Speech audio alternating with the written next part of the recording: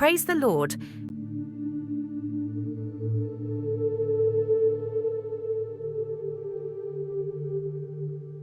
மனுஷன் அப்பத்தினாலே மாத்திரம் அல்ல, தேவனுடைய வாயிலிருந்து புறப்படுகிற ஒவ்வொரு வார்த்தையினாலும் பிழைப்பான்.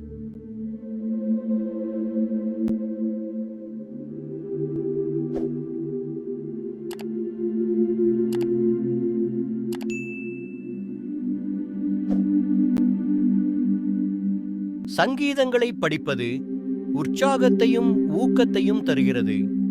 வாழ்க்கையில் நாம் அனுபவிக்கும் ஒவ்வொரு உணர்ச்சியையும் உள்ளடக்குவதாக சங்கீதம் உள்ளது. நீங்கள் மகிழ்ச்சியாக இருந்தாலும், சோகமாக இருந்தாலும், காயமாக இருந்தாலும், மனம் உடைந்தவராக இருந்தாலும், நன்றியுள்ளவராக இருந்தாலும் அல்லது நோய்வாய்ப்பட்டவராக இருந்தாலும், உங்கள் ஆழ்ந்த உணர்வுகளையும் உணர்ச்சிகளையும் கர்த்தரிடம் வெளிப்படுத்த உதவுவது சங்கீதமே ஆகும். சங்கீதம் 7ஆம் அதிகாரம்.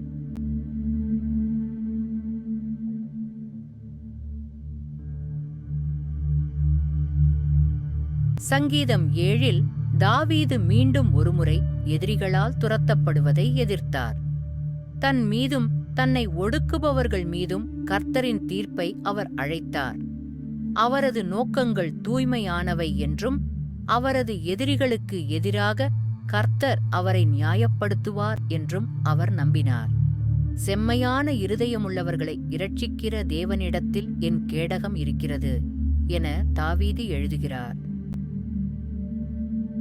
இச்சங்கீதத்தின் கருப்பொருள்கள்: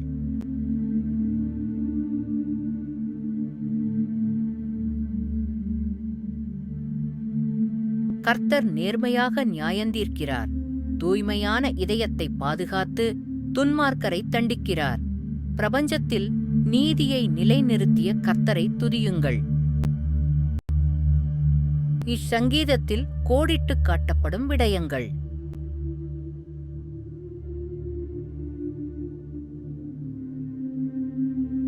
கர்த்தரின் நியாயமான தீர்ப்பை தாவீது வரவேற்கிறார். தாவீது தனது இளமை பருவத்தில் அடிக்கடி இருந்ததைப் போலவே அவரை கொல்ல முயற்சிக்கும் எதிரிகளிடமிருந்து தப்பியோடுவதிலிருந்து இச்சங்கீதம் தொடங்குகிறது. தன்னை பின்தொடர்பவர்களிடமிருந்து காப்பாற்றும்படி தாவீது கர்த்தரிடம் வேண்டினான். தனது இதயம் தூய்மையானது என்று நம்பினார். அவர் தனது வாழ்க்கையில் கர்த்தரின் தீர்ப்பை வரவேற்றார். அவர் பாவம் செய்திருந்தால் அவரை பிடிக்க தனது எதிரிகளை அனுமதிக்கும்படி கர்த்தரிடம் கூறினார். தாவீது கர்த்தர் தனது எதிரி அல்ல, கர்த்தர் தனது நட்பு என்று அறிந்திருந்தார். ஏனென்றால் அவர் நீதியிலும் உண்மையிலும் வாழ முயற்சித்த ஒரு மனிதராக இருந்தார். செம்மையான இருதயமுள்ளவர்களை இரட்சிக்கிற தேவனிடத்தில் என் கேடகம் இருக்கிறது என தாவீது எழுதினார். துன்மார்க்கர்கள் என்று தான் நம்பியவர்கள் மீதான கர்த்தாவின் தீர்ப்பையும் தாவீது வரவேற்று, கர்த்தாவே, நீர் உம்முடைய கோபத்தில் எழுந்திருந்து என் சத்துருக்களுடைய மூர்க்கங்களின் நிமித்தம் உம்மை உயர்த்தி எனக்காக விழித்துக் கொள்ளும் நியாயத்தீர்ப்பை நியமித்திருக்கிறீரே என்று கூறினார். மக்கள் அநியாயமாக நடத்தப்படுவதைக் கண்டு கர்த்தர் கண்மூடித்தனமாக இல்லை. அவர் நாள்தோறும் பாவியின் மேல் சினங்கொள்ளுகிற தேவன். அவர் நேர்மையாக நியாயந்தீர்க்கிறார், நேர்மையானவர்களை காக்கிறார். அதே சமயம் தீயவர்களை நியாயந்தீர்ப்பதற்காக அவருடைய வாளைத் தூண்டுகிறார். மனிதர்கள் என்னென்ன தீய செயல்களைச் செய்ய திட்டமிடுகிறார்களோ அந்த தீய செயல்கள் அவர்களுக்கு தண்டனையாக திரும்புவதை கர்த்தர் உறுதி செய்வார். நீதியின் பாதுகாவலராக இருந்ததற்காக தாவீது கர்த்தரை புகழ்ந்து சங்கீதத்தை முடிக்கிறார். நாம் எமது வாழ்க்கைக்கு எடுத்துக்கொள்ள வேண்டியவை: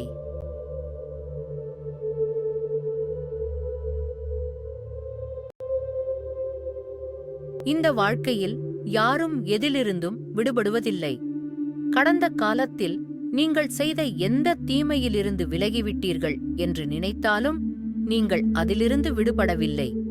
நீங்கள் திருடிய பொருட்களையும், நீங்கள் காயப்படுத்திய மக்களையும், நீங்கள் சொன்ன பொய்களையும் நீங்கள் ஏமாற்றிய நேரங்களையும் கர்த்தர் மறக்க மாட்டார். அந்த விஷயங்கள் சரியாக செய்யப்படாவிட்டால் கர்த்தர் உலகத்தை நியாயந்தீர்க்கும் போது உங்கள் தீமை உங்களிடம் திரும்புவதை உறுதி செய்வார். இயேசு வழங்கிய கிருபையை ஏற்றுக்கொள்வதுதான் கர்த்தருடன் சரியாக இருப்பதற்கான வழியாகும். அவர் உங்கள் பாவங்களுக்காக மரித்தார். அதனால் நீங்கள் மன்னிக்கப்படுவீர்கள். அதனால்தான் அவர் நம் இரட்சகர்.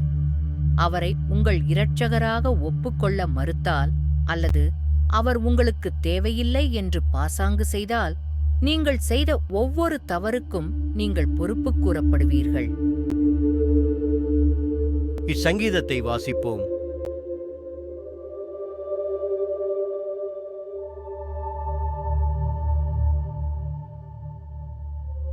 என் தேவனாகிய கர்த்தாவே, உம்மை நம்பியிருக்கிறேன். என்னை துன்பப்படுத்துகிறவர்கள் எல்லாருக்கும் என்னை விலக்கி இரட்சியும்.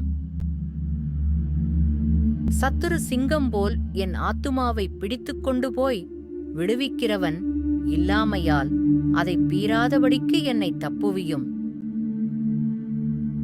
என் தேவனாகிய கர்த்தாவே, நான் இதைச் செய்ததும் என் கைகளில் நியாயக்கேடிருக்கிறதும் என்னோடே சமாதானமாயிருந்தவனுக்கு நான் தீமை செய்ததும் காரணமில்லாமல் எனக்குச் சத்துருவானவனை நான் கொள்ளையிட்டதும் உண்டானால், பகைஞன் என் ஆத்துமாவைத் தொடர்ந்து பிடித்து என் பிராணனை தரையிலே தள்ளி மிதித்து என் மகிமையை தூளிலே தாழ்த்தக்கடவன்.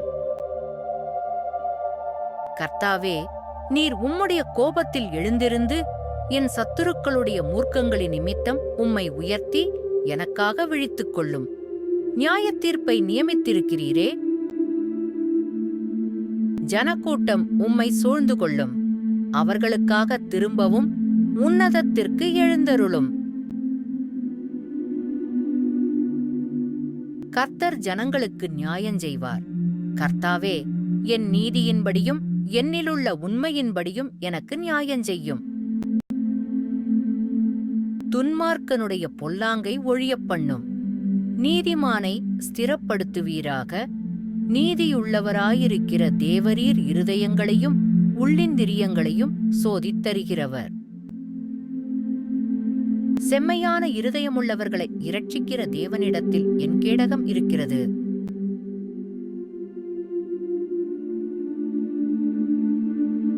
தேவன் நீதியுள்ள நியாயாதிபதி.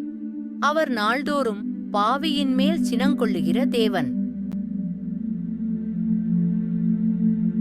அவன் மனந்திரும்பாவிட்டால் அவர் தம்முடைய பட்டயத்தை கருக்காக்குவார். அவர் தம்முடைய வில்லை நாணேற்றி அதை ஆயத்தப்படுத்தி இருக்கிறார்.